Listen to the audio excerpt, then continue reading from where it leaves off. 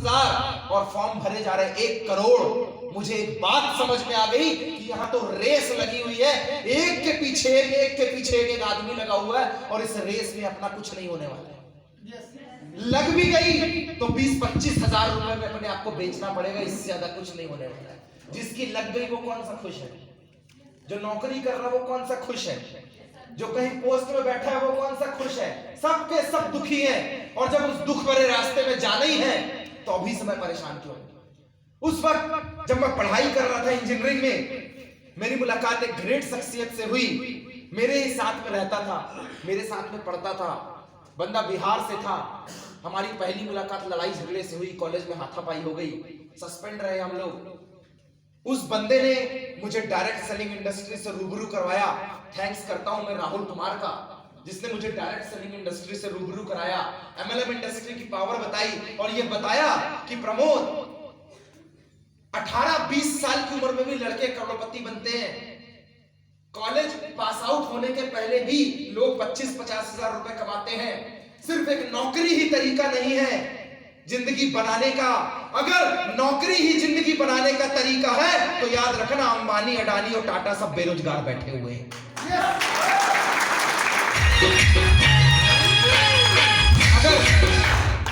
अगर सिर्फ नौकरी ही जिंदगी बनाने का तरीका है तो हर किसान बेरोजगार है।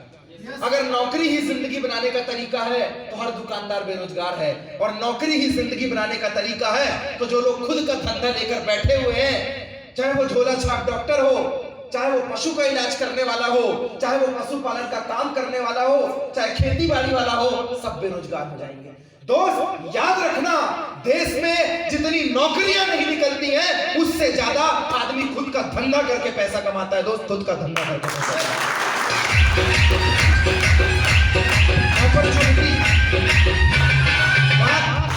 बात हो रही थी 100 रुपए की अपॉर्चुनिटी, मौका मिलता किसको? जिसे मौका मिलता है वो दम मारता है। पूरी दुनिया परेशान मेहनत से नहीं है। अभी यहाँ किसी को उठाकर बोलो काम, तो बोलेगा सुबह से शाम करने को तैयार हूं, पैसा कितना देगा ये बता। सुबह से शाम लोग रोजगार गारंटी में जाने को तैयार है, 300 रुपए से ऊपर नहीं हो रहा। आदमी सुबह से शाम घिसने को तैयार है खेत में, 150 रुपए से ऊपर रोजगार नहीं मिल रहा। परेशान है लोग। क्यों परेशान है? मेहनत में कमी नहीं है दोस्त, मौके की कमी है। मौका जितना छोटा शब्द है ये उतने ही कम समय के लिए आता है। मौका ये जितना छोटा है ना, मिलता ही नहीं। एक किसान से पूछना मौका क्या है, उसका खेत उसके लिए एक मौका है। एक सब्जी वाले की टोकरी उसके लिए सब्जी बेचना एक मौका है। एक पढ़ाई वाले के लिए एक अच्छी डिग्री बनाना एक मौका है। हर आदमी मौके की तलाश में मौका ढूंढ रहा है। यस आई डिड, मैं भी मौका ढूंढा, अपॉर्चुनिटी चाहिए। एक बार क्या होता है, एक बंदा भिखारी बेगर भीख मांगता है। वो एक कसीनो जहां जुआ खेलते हैं, गैम्बलिंग होती है बड़े पैमाने पे, कसीनो, उसके बाहर बैठ के ऐसे भीख मांगता है, कुछ तो दे दो, कुछ तो दे दो। उसको लगा कोई अंदर से जीत के आएगा तो 200-400 रुपए दे देगा उसको। भाई कसीनो में बड़े बड़े रईस लोग आते हैं, लेकिन उसको कोई कुछ दे ही नहीं रहा। सुबह से दोपहर हो गई, दे दो, भगवान के नाम पे दे दो, अल्लाह के नाम पे दे दो, किसी के नाम पे दे दो, बच्चे भूखे, सब मांग रहा, कोई नहीं दे रहा। सब कोई रोते हुए बाहर निकलता, कोई गुस्से में बाहर निकलता, नहीं साला बर्बाद हो गया ये वो फलाना टेक। सुबह से शाम हो गई, 10 रुपए भी नहीं कमाया उसने। इसी बीच उसको आ गई बाथरूम। सुबह से शाम नहीं उठेगा तो बाथरूम तो आएगी ना।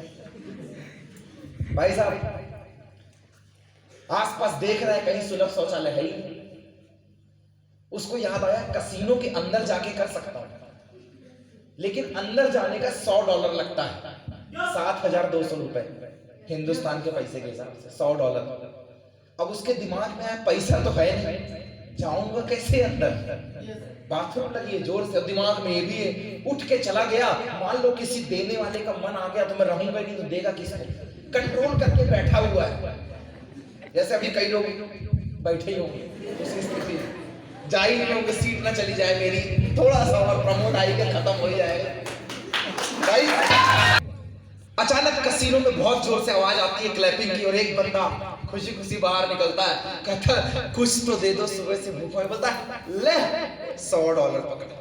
वो एकदम हैरान, लग गई लॉटरी अपनी, $100 मिल गए।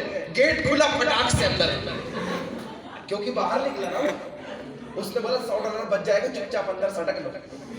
अब वो गया, बेहतरीन यूरिनल करके आया, अंदर देख के हैरान, ओ हो, एक से बढ़कर एक वीवीआईपी आदमी, कोई नाच रहा है, कोई गा रहा है, इधर कसीनो में राउंड घूम रहा है, कोई लुट रहा है, कोई पैसे कमा रहा है, कोई बर्बाद हो रहा है, कोई आबाद हो रहा है, देख के खुश हो गया। वो कहता इतनी अच्छी दुनिया अंदर, मैं तो बाहर जबरदस्ती भीख मांग रहा। उसके दिमाग में आया मैं भी $100 लगा के देखता हूँ। फिर उसके दिमाग में आता है घर में सब भूखे हैं यार, सुबह से एक ही बार मिला है। कहता है लेकिन किस्मत बन गई तो, समझना, किस्मत बन गई तो। लेकिन इधर वाला उसका जो किडनी है ना, उसको बोलता हूं मैं नेगेटिव कुत्ता। इंसान के अंदर 2 किडनी, इसको बोलना 2 डॉग। ये पॉजिटिव भोगता है, ये नेगेटिव भोगता है। ये वाला उसको बोल रहा है किस्मत बन गई तो ये वाला बोलता है $100 डूब गए तो, नहीं बनी किस्मत तो, परेशान। लेकिन उसने बोला छोड़ ना, भिखारी से कोई लूट भी क्या लेगा, 100 ही डूबेगा, फिर मांग लेंगे, मांगना तो कल भी भीख ही है, लगा ही कितना है। उसने $100 लगाया था।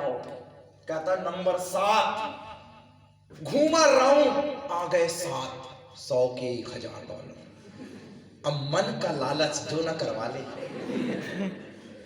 कहता और लगाओगे? कहता पूछने की बात है, 1000 पकड़, लगा 14 नंबर पे, राउंड घूमा, अगली बार 14।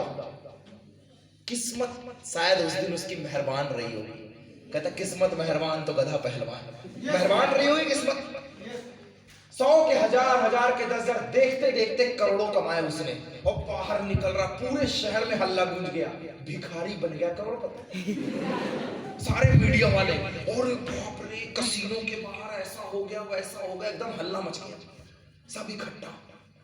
क्या हो गया, क्या हो गया? वो आदमी शान से चौड़ा हो गया एकदम बाहर। भाई $100 से करोड़ बने उसकी। दूसरे दिन उससे बोला गया कि भाई हम आपका इंटरव्यू लेंगे, फलाना ढिमका, सब पहुंचे।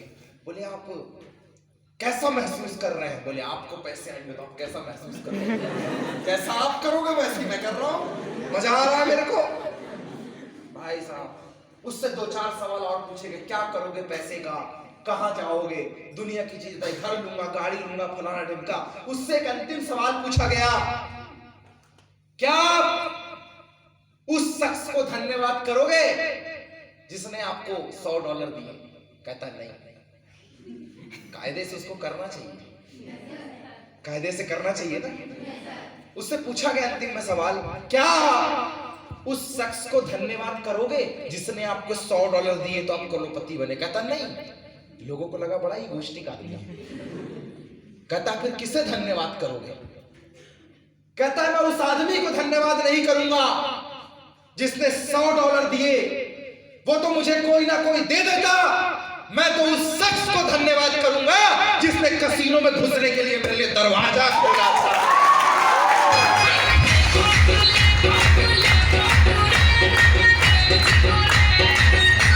इस बात, आप स्कूल छोड़कर आए हैं, आप कॉलेज छोड़कर आए हैं, इस बात से फर्क नहीं पड़ता कि आप क्या छोड़कर आए हैं, इस बात से फर्क पड़ेगा कि आप यहां से लेकर क्या जाने वाले हैं।